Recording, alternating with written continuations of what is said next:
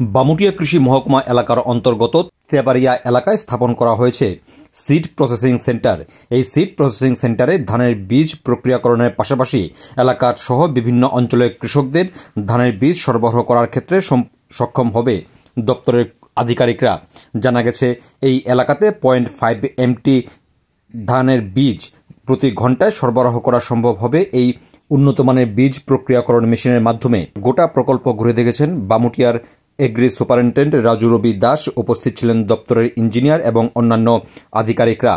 উল্লেখ্য, পশ্চিম জেলার মধ্যে একমাত্র বামুটিয়া কৃষি মহকুমা এলাকাতেই এই সিড প্রসেসিং ইউনিট স্থাপন করা হয়েছে, যার মাধ্যমে শুধুমাত্র ধানের বীজ এলাকা সহ বিভিন্ন অঞ্চলের কৃষকদের প্রক্রিয়াকরণের মাধ্যমে সরবরাহ করা হবে বলে জানিয়েছেন বামুটিয়ার এগ্রি সুপারিনটেন্ডেন্ট রাজু রবি দাস। শনিবার বিকেল আনুমানিক 4:40 নাগাদ এই প্রকল্প ঘুরে দেখার পাশাপাশি গোটা প্রকল্প সম্পর্কে বিস্তারিত জানিয়েছেন এসএ রাজু রবি দাস।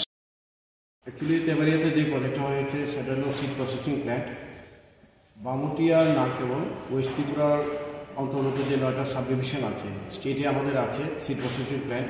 ওটার যাতে চাপ কমে তার জন্য বামুটিয়াতে হয়েছে 0.5 MT পাওয়ার, যেটা সিড প্রসেসিং হবে। মূলত বামুটিয়াতে কৃষি প্রধান এলাকা। এই কৃষি প্রধান এলাকার যে সমস্ত কৃষক ভাইরা রেজিস্টার গ্রোয়ার্স প্রোগ্রাম করেন, সেই সমস্ত ধান আপনার প্রসেসিংয়ের জন্য সেটা স্টেটে যায়। এতে হয় কি, স্টেট থেকে আবার স্টেটের উপর প্রচণ্ড চাপ লোড ওদের বিভিন্ন সাব ডিভিশন থেকে আসে।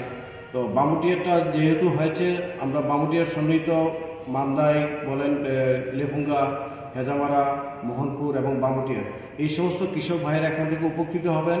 আমাদের রেজিস্টার গ্রোয়ার্সের প্রোগ্রামে যে সমস্ত ধানগুলি আগে যেহেতু বাইরে আগরতলাতে, সেখানে আগে এখন আমাদের এখানে প্রসেসিং হবে এবং অতি সত্বর সেই সমস্ত ধান কৃষকের হাতে পড়বে। নেক্সট ওদের যে সিজন আসে, আমরা দেখুন এখন আমরা আমন সিজন শেষ হয়ে গেছে, এখন আমরা আগরতলা দিলাম হলো ধানগুলি, এখন দেব না, আমরা এখানেই করব। এবং কিছুদিনের মধ্যে এটা আমরা চেষ্টা করছি উদ্বোধন করতে পারি, যাতে উদ্বোধন যদি হয় তাহলে বামুটিয়ার অত্র এলাকার মানুষের বিশেষ উপকার হবে।